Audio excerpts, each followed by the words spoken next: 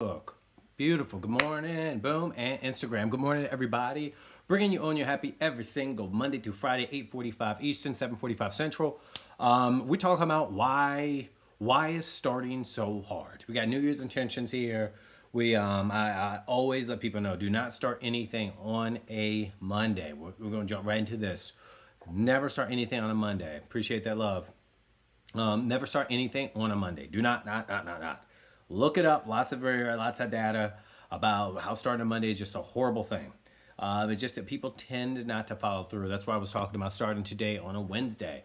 Um, it's there's a different mindset that comes, right, when you think Saturday, Sunday, and you're like, oh my gosh, Sunday's gonna be my last day. I'll be super careful. I'll watch out, and da da da da da. And then all of a sudden, you wake up Monday, you're like, oh, it's so hard, and you just don't follow through with things, right? Because you're starting a new routine, new behavior, new habit. But when you start a little bit later in the week, and this is just my perception, been doing this for a little bit now. When you start like a Tuesday, Wednesday, you tend to be Tuesday, Wednesday, Thursday, depending on how your group rolls, how your day rolls. You tend to be kind of in your groove of how your week is going to go. You tend to be kind of, with school starting today, for us here, I know that automatically I'm always up at 4:30. Then I'm looking at coming back from the gym and getting into school and coming back, jumping on here doing this broadcast and things like that. You kind of get in your flow of things. And then as you've added to that momentum and that routine that you already have, you tend to go ahead and say, well, hey, I'll have this meal here. I'll drink this water here. I'll work out here, because your day tends to be kind of segmented off. This does not apply to everyone. So again, I always recommend starting on a Wednesday. For those of y'all who in the group, y'all know what I'm talking about. I got something we're going to be sharing with y'all in a minute. But be very careful starting on a Monday. I think it's a good idea to logistically look at things on a Monday, maybe. Look at things on a Monday saying, okay, this is how my day goes, this is how my flow goes. But, going on to the next thing, then another reason why starting is hard can be challenging, especially with New Year's intentions. When you are after something that you're pursuing, where you're in pursuit of something, you want something, you, not always, but sometimes you can have some previous data that has said you didn't get it, it was too hard, it didn't work out, lots of problems. If you pursue something, you can't have it all. If you do this, and other things are going to fall. Just all this data that means I'm not going to be able to get it because dot dot dot, whatever that dot dot dot is. And when you approach something with previous data there, it becomes this, this kind of construct of, oh man, this is going to be so hard. Oh man, this is going to be challenging. Oh man, this is just going to be just something that's going to make me stressed, and my life is already stressful, and why am I going to, put myself back through pain that I'm not going to be able to achieve again? Or if I do get it, I've got to repair this. There's all this data. Hey, good morning.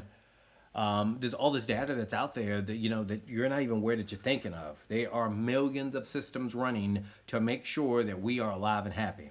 You ever notice sometimes if you see something out the corner of your eye, it looks like a spider or a snake or something, or someone sneaking up that looks like it could be a threat, you just kind of react.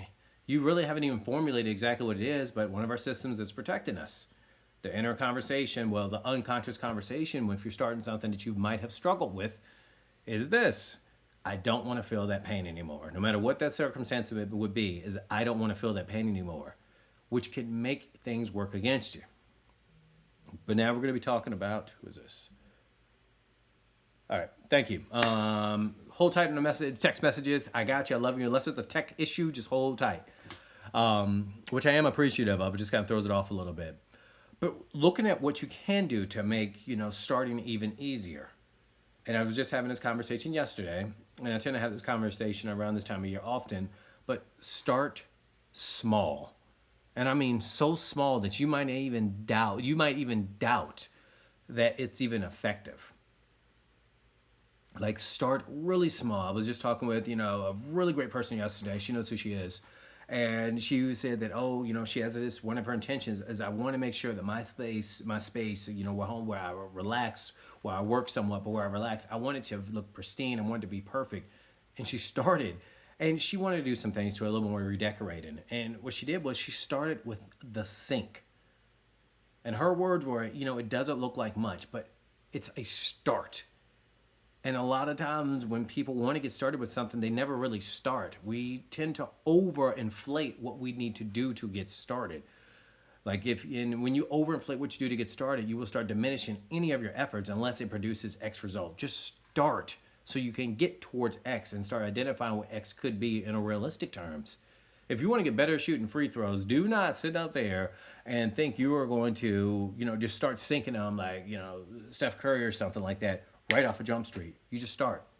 Just start dribbling. Just start getting up and practicing basketball. It might seem like, well, I'm not getting better at my shots, but you're getting in a habit of trying it. You're getting in a habit of finding a routine where you feel really good. But start something.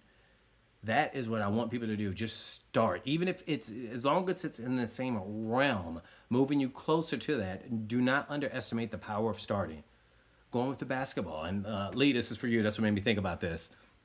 When my son's playing basketball and he was looking at me, he wanted to get better for this. Wanted to get better for the team. I want to get better for his group, his peer group, and things like that.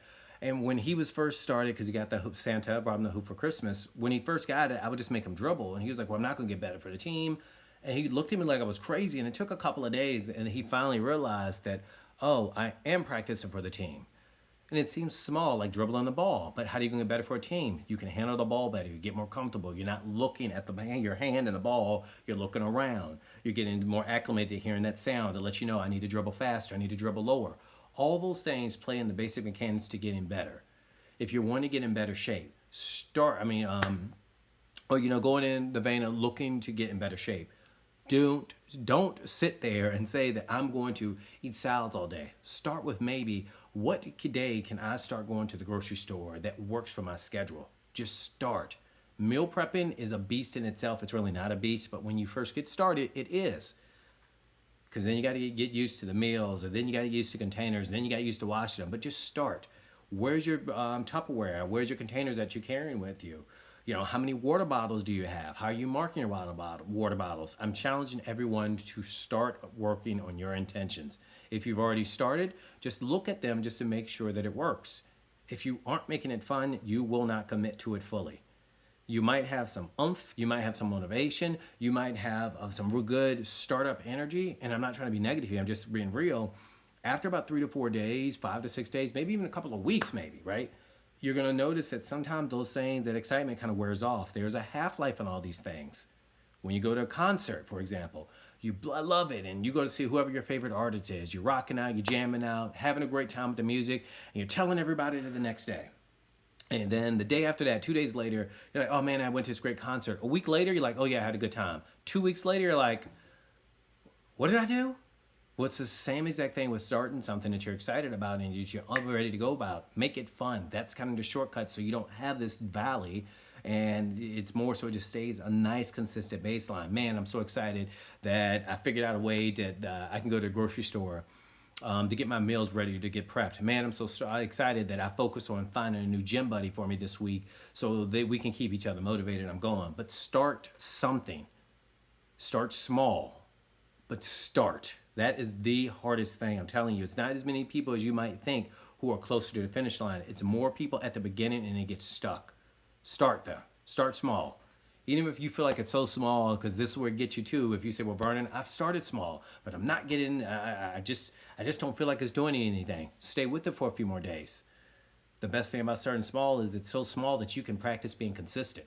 And if you're practice being consistent with the other things, and as you start laying that foundation, then you get to lay another step on it, and you get to lay another step on it, and you get to lay another step on it.